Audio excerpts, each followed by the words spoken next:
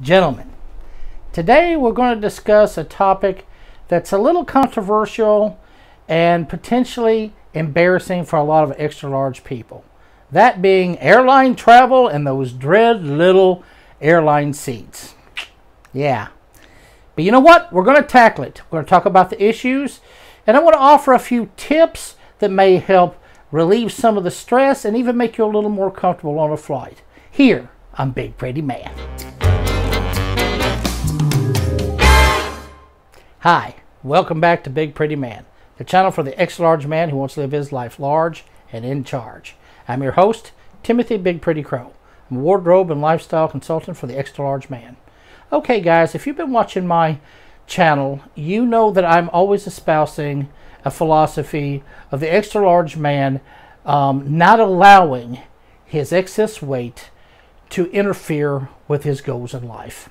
Not to interfere with what he wants to achieve and what he wants to do in his life. That you should accept the body that you're in. That you should, you should be confident. That you should try to live your life big, large, beautiful, and in charge. And I absolutely believe that. I do not believe that being overweight should limit you in your life. However, we do have to consider that in the society that we live in, as extra large people, there are some compromises we're sometimes forced to make. Not on our account, not because of what we can do, but because we're not being accommodated. And really I'm talking about two situations that come straight to hand. That being amusement park rides and airline flight. Why? Because the seating in both amusement parks and in airline flights are made rather small and almost impossible for extra large people to fit in the seats. And in the case of the amusement park rides, forget it. You're not going to fit. That's one thing. If you're really big into roller coasters and things like that, I hate to say it, you either have to make the choice of giving them up, or protesting and trying to get larger seats, which I hear some are doing, or it's time to see the doctor and really get on an exercise plan and really adjust your diet. If you have that kind of passion, that's, maybe that'll be an incentive to lose some weight. However, I see airline seating as being something quite different. Now, I'm the type of person I like to see both sides of the issue, and in this particular issue, I can see both sides. I understand that most people, the majority of people are not large sized, and that that airlines are trying to get as many people into a plane as they can with limited space. Therefore, they're going to have smaller seating. They're going to go on an average of a person's size. But on the other hand, I look at the fact that extra large people also have the right to travel. We have the right to get on an airplane and go somewhere else if we want to go for business, for vacation, to visit family. I think that we have that right. Now, and I don't get upset with these other people on the plane that would complain or be upset about having to sit next to an extra large person, especially in those small seats. I mean, I wouldn't want somebody spilling over into my seat that I paid for, so I can understand that. No, I lay this blame directly on the airlines. Here's the thing, folks. As of the latest statistics, 1 in 6 Americans is obese. 1 in 6 of a 300 million population. That is a large demographic. And you're going to tell me that none of these people want to fly anywhere? And that that is a large demographic, and I would think for airlines that they'd want to capitalize on this and add maybe the first 2 rows of each airplane with some wider seats, so that to accommodate extra large people. Now, if we have to pay a little bit more, I think that that's fair. Now some people would argue, well, we shouldn't have to accommodate them. That is something they did to themselves. You know, well, actually, obesity is seen as a physical medical condition. It is. You can look it up in the medical guides. You know, and therefore, you know, it should be treated that way. You know, and people are like, well, you know, it's self-induced. Well, we have handicap spots for people in wheelchairs, and not all of those are genetic diseases. Some of those diseases have been brought on by bad habits, you know, such as smoking, drugs, or alcohol. You know, are we going to tell them, well, you know, you have psoriasis of the liver and you're in a wheelchair, you know, because you've ruined your kidneys. So, you know, so therefore, because you did it to yourself, we're not going to accommodate you on an airplane. You don't get to sit your wheelchair in the section of the airplane. Are they going to do that?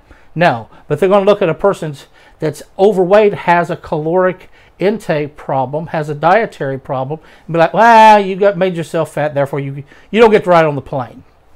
That's not fair, and that's not right. Now, right now, the airlines are taking to even a more drastic measure of being unfair to extra large people by saying that if you cannot fit in these little seats, then you have to, you know, you have to buy a seat next to it, you know, and pay full price for that extra seat, or you have to get off the airplane. This is very unfair. And, you know, and this has happened. I've read several stories of people that have been asked to leave the plane, humiliated, walking off an airplane for a flight, ruining their plans. You know, it's even happened to a couple of celebrities. There's the famous case with Kevin Smith, who was asked to step off an airplane because of this when he was very heavy. And in fact, it was a big wake-up call for him and one of the reasons for his massive weight loss. And hey, Kevin, great job, man. You look great. Like you took charge of your life, you know, and I really admire that. And I admire your films as well. Also, Gabriel Iglesias, the comedian, Fluffy himself, he hinted in one of his stand-ups that he was also had a dispute about a second seat, and you know, and he just got off and said screw it, and when he went and rented a car and drove where he had to go. So, you know, I also admire you for that Gabriel. Don't take the bull crap. So both those guys I admire. But see, the thing is, this should have never been an issue, you know, because as I said, if they would just, you know, you would think that the airline would want to, you know, facilitate extra large people, because there is such a large demographic, by making the first two rows slightly larger seats, you know, to accommodate extra large people. And you can charge extra money for that seat. You know, if you want to say, well, you need to, you know, it's your own fault you're in this situation, well, then fine. If we have to pay a little more for the seat, I see that as somewhat fair. You are taking up more room. They have to compensate for the seats they may have to take out. I see that as fair. And that way, everybody is happy. You know, big people get to fly and don't have to worry about being kicked off an airplane, you know, and having to walk off in humiliation. The other guests don't have to, you know, put up with some big guy, you know, that's spilling over into their seats. And the airline are making, you know, they get a bigger demographic, get more people flying, and it can charge a little more. To me, that would seem like a really good solution. So I'm hoping some airlines and some people that crunch the numbers and do the PR will capitalize and make that decision. But until they do, we're having to put up with these little bitty seats. And when I say little bitty seats, I mean little bitty seats. The average airline seat is 17.2 inches. 17.2 inches. Now, I happen to have a tape measure here, so we didn't put that in perspective. That would be right there. This is the size of the airline seat. I mean, you know, actually, in truth, you know, most big people, unless you're like really big, can usually sit in a seat this size. Now, you may have a little spillover on the sides here, but, you know, you can fit. And with the seat extenders, you know, I think their average is about 45 inches. If you're bigger than that, which I am, you have to, you know, you get the seat extender, which seat extender extends up to like another 25. So that isn't actually an issue for big people, getting the seat belt on, but it's actually getting in that seat. And, you know, most of our hind ends will fit in that seat, but here's the thing, it's very uncomfortable. And, you know, if you're sitting in the middle seat, you know, you're going to be like, you know, you're all humped up. So, you know, it's a very uncomfortable flight. And it's also, you become much more self-conscious. You know, this is the one few places that I really feel self-conscious is when I fly about my size. And I really don't like that they make me feel that way, you know. And I shouldn't, you know, and just because I'm a big person doesn't mean that I should be, you know, made to feel inadequate or like I have done something wrong because you don't know how to make a bigger seat, and you're trying to, you know, squeeze as many people to get extra money as you can. Sorry, but that makes me a little angry. So, but you know, I fly a lot. Well, you know, or at least I did before the pandemic. In fact, I go to England. I love England, Great Britain, and I love to go usually about every year. I went in the last 2 years because of the pandemic, but I do fly quite often. And, you know, and thus far, you know, I'm 330 pounds, so I haven't had an issue where I had to be asked to get off a plane or that I couldn't accommodate the seat. My hind end will fit in that seat. It's not exactly the most comfortable place, but I do fit. But in flying, I have figured out a few little tricks, a few little hacks that can actually help you.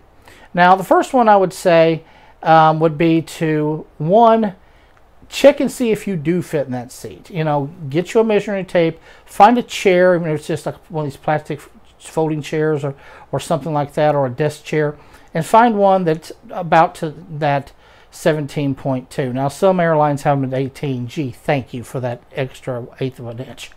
But, you know, anyone, find one about that size and sit in it and see how you feel. You know, see if you fit, see how much, you know, you're spilling over, you know, how much your shoulders and your arms are being pushed out, and see if you fit. That's the first thing. Just see that you can get in the seat, period. Especially if you haven't flown since you gained weight or you've never flown.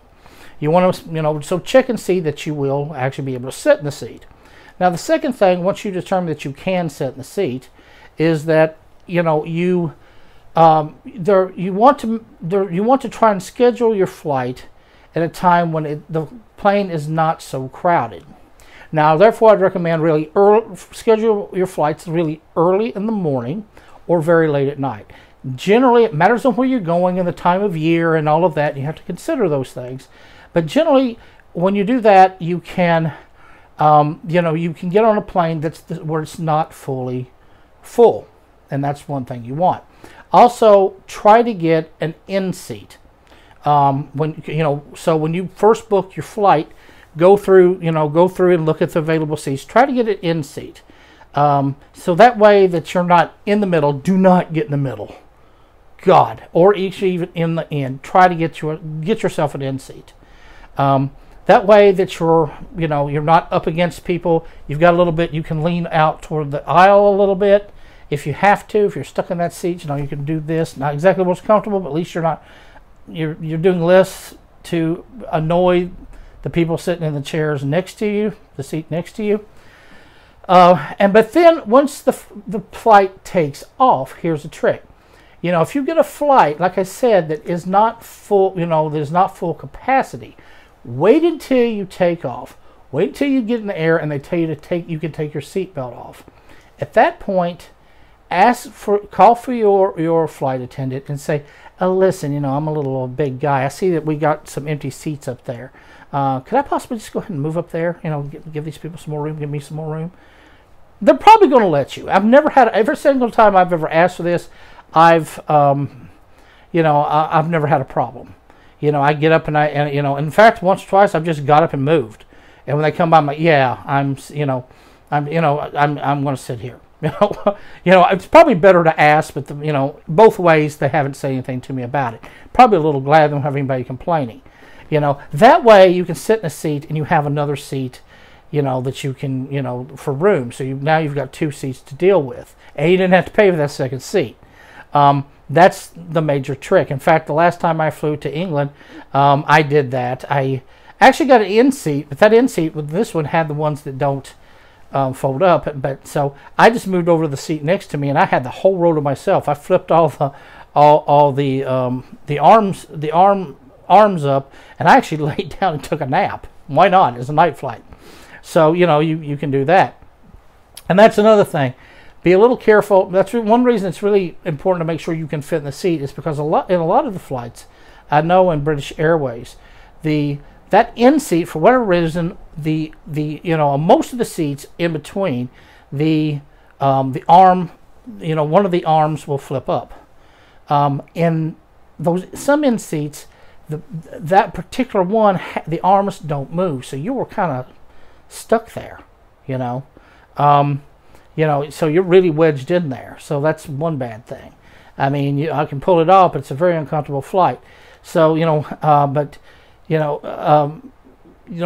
make sure that you kind of got this plan to move. Now, another thing that makes it a little hard is a lot of times the flip table will not fit all the way down for us. Generally, what I do is, like when they bring me my food, if I'm having anything, I will usually just flip one down. If I'm sitting in 2 seats, I'll flip one down from the farther one from me and kind of eat from the side. I know it's an embarrassment. What you're going to do. So generally, those will work. Now, worst comes to worst, they may make you may have to either make the decision if you're willing to pay for that second seat or not take the flight. Like I said, that's never yet happened to me. So, you know, I think that's a personal decision. It matters where you're going, how important it is, how much money you have, all these factors. I would personally make sure I had enough money in my account to spare for whatever vacation or trip you're making, just in case that happens, unfortunately. Now, some just make you pay half price, you know, and as unfair as it is, you know, sometimes you got to do what you got to do. That is sometimes one of those prices we pay for being extra large people. Now, the other alternative, and let me tell you, I did it when I came back from Britain last time, and that is, if you got to spend the extra money anyway, you know, try to book out as far in advance you can so that seats, of course, are cheaper, and go first class. Yeah, if you've never flown first class, trust me, once you do, you'll be like, oh my God, I've been flying like a peasant. They let you you have your own line to go through. You don't have to wait in line when you go through check. You go straight on the airplane. You know, you get, you know, before you go on the airplane, they have their own terminal, and you get free food and drinks and all of this in this nice lounge, you know, rather than sitting in the terminal, which, you know, looks like an old bus station. You know, you're sitting in leather chairs. It's free, you know. Then you're the first to get on the plane, and then you've got this 24-inch seat, which is much more accommodating. Also, you're not right beside somebody. You're sectioned off, so you don't have to worry about that. And the seat can actually lay down. And the food's much better, and they serve you free champagne or beer through the whole flight. So it is really worth it. You know, I did it that one time, and I got very spoiled. So, you know, it is worth the extra money. So try to book that out. Well, and so, yeah. But another thing is that, you know, there are activist groups out there that are fighting to get this situation remedied, to get accommodations for extra large people. And I really would advise looking into it, seeing what you can say or do, what you can contribute to help get that done, for legislation or petitions to the airlines, whatever you can do. And even if you're not an extra large guy, if you want to see extra large people treated fairly as handicapped people or any other people that have to be accommodated on a plane, you know, if you want to see this injustice, you know, put to a rightful end, then, you know, please look into some of these advocates, and I'm actually going to find a few, and I'll put them down in the links in the description below. Now, on the last subject that I'll talk about, that is what to wear on the plane. You think I was going to leave that out? Absolutely not. Now, I actually remember what I said in one of my last videos when I was talking about men's men's casual wear. I said that extra large men do not have lost the right to wearing, very casual dress like sweatpants, sweatshirts, blue jeans, and t-shirts. Why? Because those clothes just do not flatter the extra large man, and I still stand by that. But just like any other rule, there are exceptions to the rule, and that one of those exceptions to me is when you fly. When I fly, I am going for comfort, period. I generally don't care. It's one of the few times I do anything that I look at it like I'm going to go mow the yard. I'm going to mow my yard in my classy, in classy, not in dressy clothes. I want to put on blue jeans and a shirt. If I'm going to be on a flight for 8 hours, I really don't give a damn what the people on the plane are, and they don't care. We're all just flying, and everybody does this. I am going to dress comfortable. I've seen people on the airplane wearing pajamas, and I don't even blame them. So this is the one time that, you may want to wear a nice jogging suit or, very loose fitting jeans and a t-shirt. You want to be comfortable. You don't want to be hot, especially if you end up getting wedged into the little seats. You don't want to be doing that in vests and dress shirts and ties. You're just adding to your misery. So this is the one time that you have to say, hey, you get on an airplane, dress down. You can dress up for wherever you're going once you get there. But when you're on that airplane, this is the one time that I'm actually advocating you to dress like a slob. So enjoy it. It's the only time you're going to get me to say that. Okay, gentlemen, well, that's about all I have to say about this rather embarrassing and self-conscious issue of air flight and the little seats. I hope that you enjoyed it. I hope that that you took something from it. And, if you have some differing opinion on it, I'd love to hear it, politely and with a polite dialogue, whether you're pro or con against extra large people and getting accommodation for the seats. I'd like to, I'd love to hear what you have to say. So, what? If you haven't already, go ahead and hit that little King Henry head with my pretty face and subscribe. I'd love to have you. And also, you can leave me a comment below. I do read them. I will respond. And if you can also reach me through email. You can reach me through Twitter, through Facebook, through Instagram. Love to hear from you from whatever venue you want to do it. So book some flight to some exotic place. Pack your best clothes, and when you get there, you stay pretty.